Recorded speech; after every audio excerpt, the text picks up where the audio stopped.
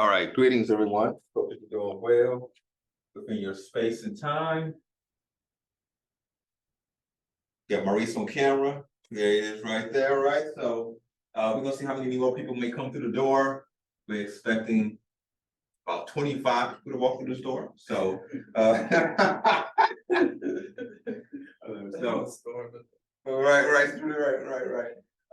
So shout out to everybody who's on Zoom. Okay, so today it's investigations into the strange and unusual, and today we're getting into the men in black. All right, so the men in black is what we're getting into today. You all should be able to see not only the screen here at the center, but also you should see the slides on Zoom. So shout out to everybody. All right, so let's get straight into it.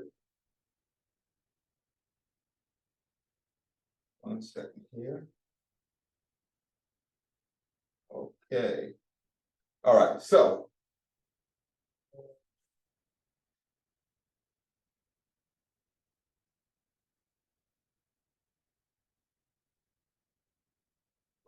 getting a button here. Okay, so throughout history, there have been numerous reports of mysterious figures known as the men in black. These individuals are often portrayed as wearing dark suits and are said to appear after UFO sightings or other unexplained phenomena. Their purpose and origins remain a topic of speculation and intrigue. In this presentation, we will delve into the history of these enigmatic figures, exploring their reported sightings and the impact they have had on popular culture and conspiracy theories. Join us on a journey through decades of mystery as we uncover the story of the men in black.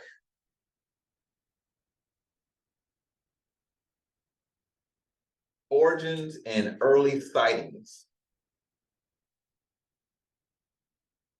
First reported sighting is Harold Dahl in 1947.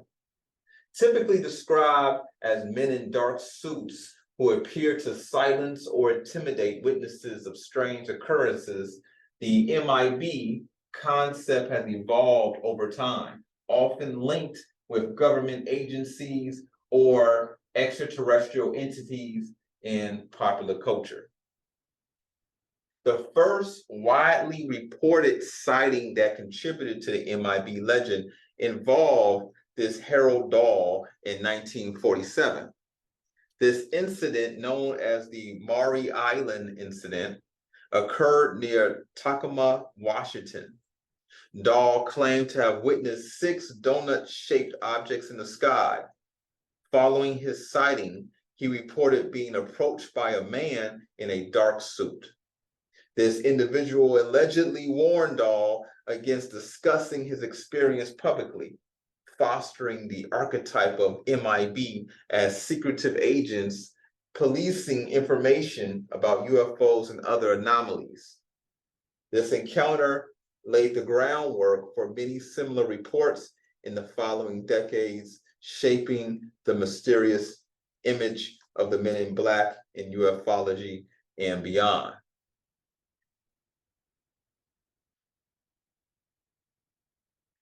The Bender mystery. This deals with Albert K. Bender in the 1950s.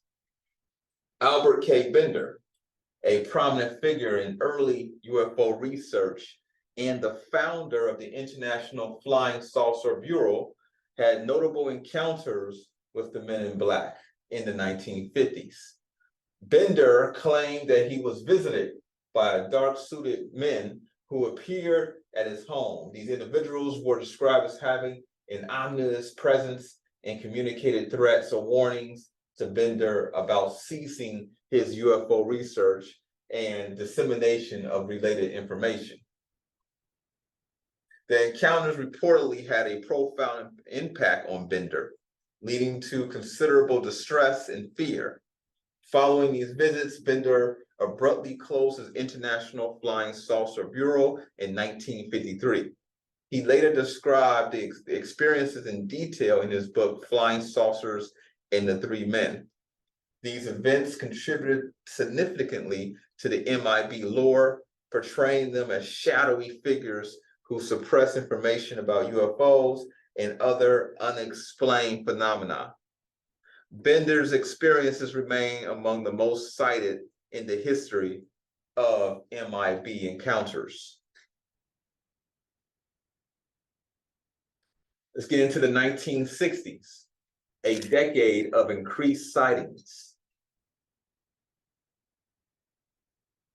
So continued UFO interest. Public and media interest in UFOs remain high, leading to more reports of sightings and encounters, including those involving the Men in Black. More organized UFOlogy. The 1960s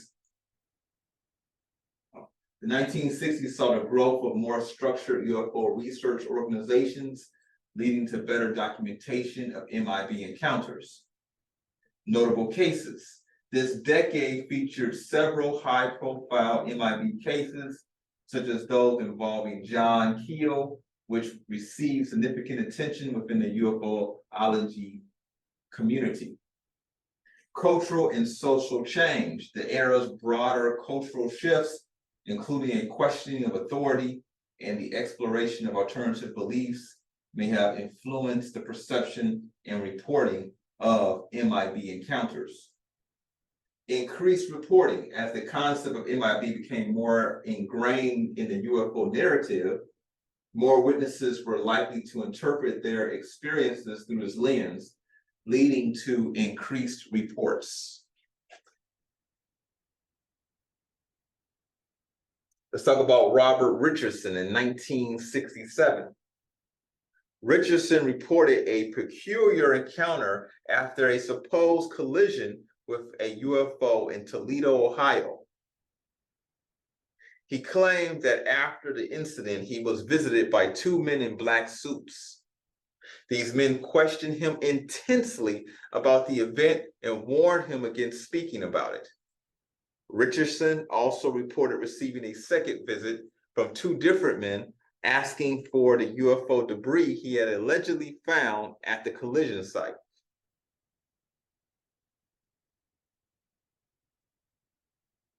John Keel's experiences.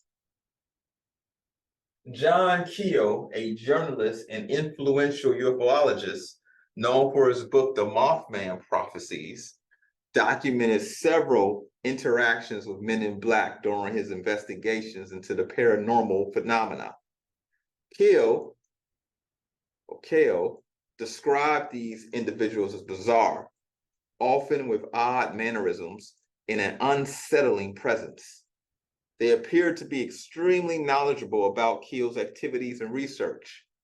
Keel's accounts contributed significantly to the narrative of MIBs being not just enforcers of secrecy, but also as having a possible supernatural or otherworldly origin. Now let's talk about Dr. Herbert Hopkins incident, 1976. Dr. Herbert Hopkins' encounter with a Men in Black figure in 1976 is one of the most detailed and unsettling accounts. Hopkins, a doctor and UFOologist, was involved in a UFO case in Maine when he received a phone call from an individual claiming to be a representative of a New Jersey UFO organization requesting a meeting. The key aspects of Hopkins' encounter include bizarre visitor appearance. The visitor was described as wearing a black suit, white shirt, and black tie, so very Masonic in nature, with an unusual pale complexion and hairless, including eyebrows and eyelashes. Unnerving interaction. The MIB had peculiar mannerisms, including a monotone voice and strange articulation. The visitor knew intricate details about Hopkins' UFO research and conversations. The MIB advised Hopkins to destroy his UFO case files, in particular focus on certain details he should forget. Hopkins noted that his visitor's speech slowed and became labored, and the MIB appeared to be losing control of his bodily functions. The MIB vanished outside Hopkins' house without a trace, leading to further mystique about the encounter. Hopkins experienced, particularly the detailed description of the MIB's appearance and behavior, contributed significantly to the lore surrounding these figures, emphasizing their potentially otherworldly nature. Modern or more modern encounters. Shane Sovar and the Ariel School incident in 2008. Sovar, a hotel manager, along with a security guard, reported seeing UFO near Niagara Falls. Subsequently, they encountered MIB at their hotel, described as unusual in appearance and behavior. The Niagara Falls sightings in 2009. Multiple witnesses in Niagara Falls reported seeing MIB following UFO sightings, adding to the cluster of reports in this area. The Chicago O'Hare Airport incident in 2006. I actually remember this one very well. After a well-publicized UFO sighting at the airport, there were unconfirmed reports of MIB-like individuals questioning witnesses and airport staff. So the 2000s saw a continuation of MIB encounters, often following high-profile UFO events. These encounters were marked by descriptions of MIB exhibiting odd behaviors and intimidating witnesses, consistent with earlier reports. The 2010s continued the trend of MIB sightings, with these figures often appearing after UFO events, maintaining their mysterious and ominous character in nature.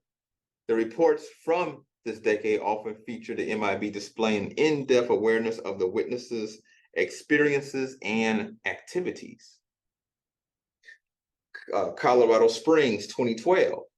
Reports emerged from Colorado of men in black visiting individuals who observe unusual aerial phenomena, with the MIB described as intimidating and inquisitive. New York State encounters in 2013. Several residents in New York town reported encounters with MIB following a spat of local UFO sightings, with the MIB asking questions about the events. Canadian UFOologists visitations in 2014. A group of Canadian UFO researchers reported being approached by individuals matching the MIB description, who exhibited knowledge of the researchers' private conversations and activities. But what are the men in black? Government agents? The theory suggests MIB are government agents tasked with suppressing evidence of UFOs and other unexplained phenomena to prevent public panic or to maintain control of alien technology. The theory aligns with Cold War era suspicions of government secrecy, of extraterrestrial origins. Another popular theory suggests that the MIB are aliens themselves. Their strange appearance and behavior, as reported in many encounters, support this idea, suggesting they could be monitoring human interaction with extraterrestrial activities. A psychological phenomenon? Manifestations of trauma? Some suggest the MIB sightings are psychological in nature, possibly hallucinations or manifestations of fear and paranoia, especially prevalent among those who have reported UFO sightings or have a deep interest in the paranormal. Otherworldly enforcement agents? A more fringe theory suggests that MIB agents of a higher possibly otherworldly authority enforcing rules about interactions between different species or civilizations, or maintaining cosmic order.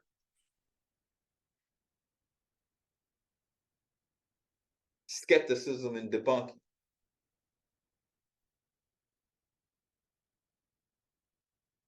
MIB fact or fiction?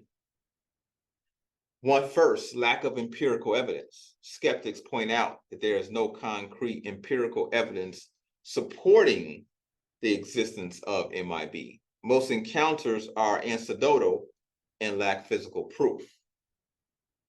Number two, influence on popular culture.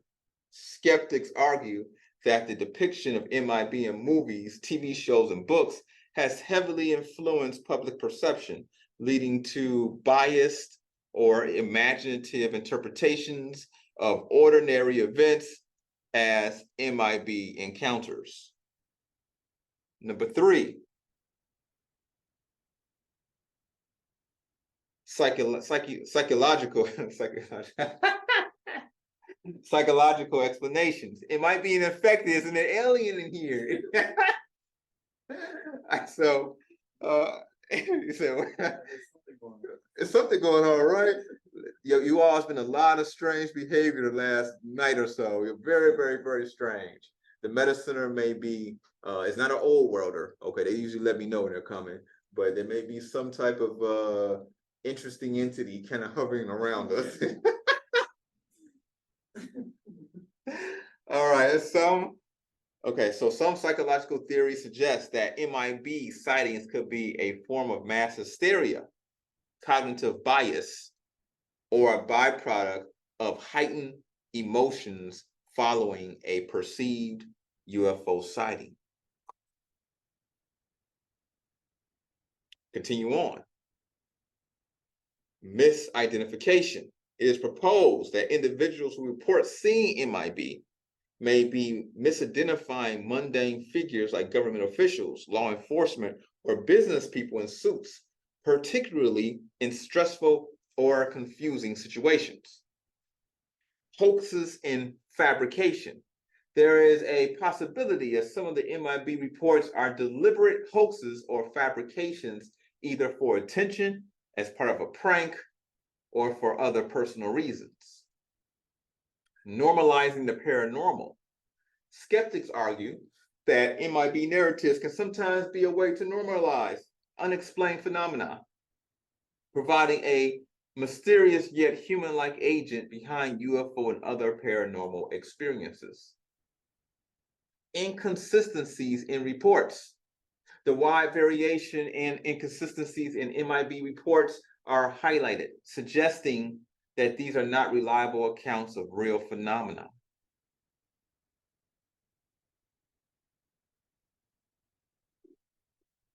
My name is Joseph Spencer. From May 1970 to October 1997, I served the United States government as a top secret operative, but not in a category that is commonly known and understood.